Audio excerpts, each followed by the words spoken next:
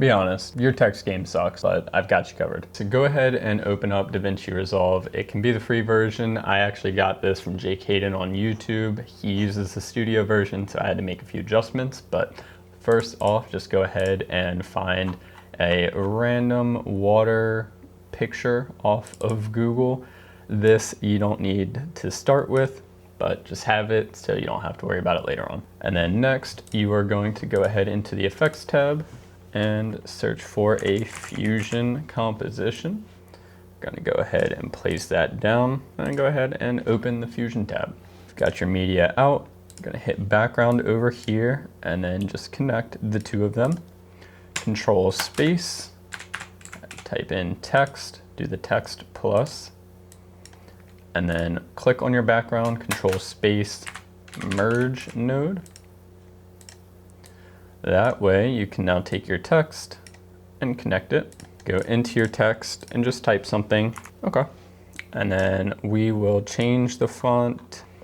Just change it to something that you like. And then if you are going for kind of the analog look, you want to go for kind of an off-white color. You don't ever want it to be like a stark white. So go ahead and change that. And then while you are in this box, you want to right click, hit character level styling. That way you can now highlight specific text and then go into your modifiers and you can just change the text itself, change a little bit of contrast, make it a little bit darker, change the size, you know, whatever you want to do. All right, so then we're gonna drag our text up, click on your text, control space, and then type in defocus. If you have the paid version, I would just use lens blur. That looks a lot better. But in here, I changed this to 0.79.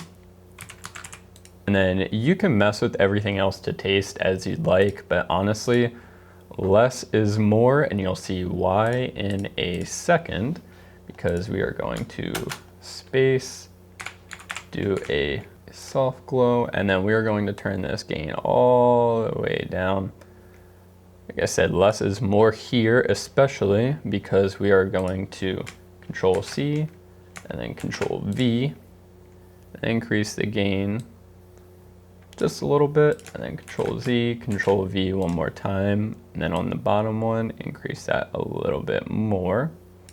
So you see, I didn't exceed 0.3 whatsoever. I'm barely above 0.25, so less is more. I'm gonna take 3 of those, Control G to group them, rename to glow, keep ourselves organized. And then this one here, you can't control space, you actually have to go to the templates and then search chromatic aberration.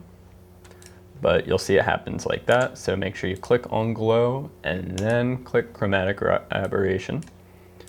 And then again, less is more here, so you'll see it kind of gives like a 3D look. We don't really want that, just a little bit on the edges there.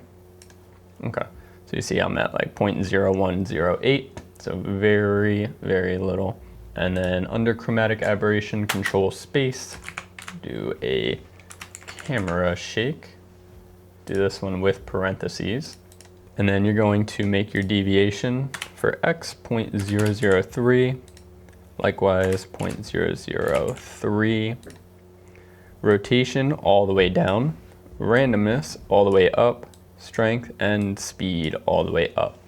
Now when you play this back, you'll see it kind of gives like a little bit of a bouncy, kind of like it's on a projector look, but if that is too much, you can lower the strength down to taste. Right there looks about good. Just so you barely see it moving, just so it's not static. And then next up, go ahead and do a lens distortion. And you can just go ahead and mess with a pincushion or a barrel look. Do like that. You can mess with the anamorphic squeeze and such. So we'll do just like something like that for the example that we're doing here. And then we are going to go to our media pool and drag this water in over here. Under our lens distort, control space and do a displace. And then you will connect your media to your displace.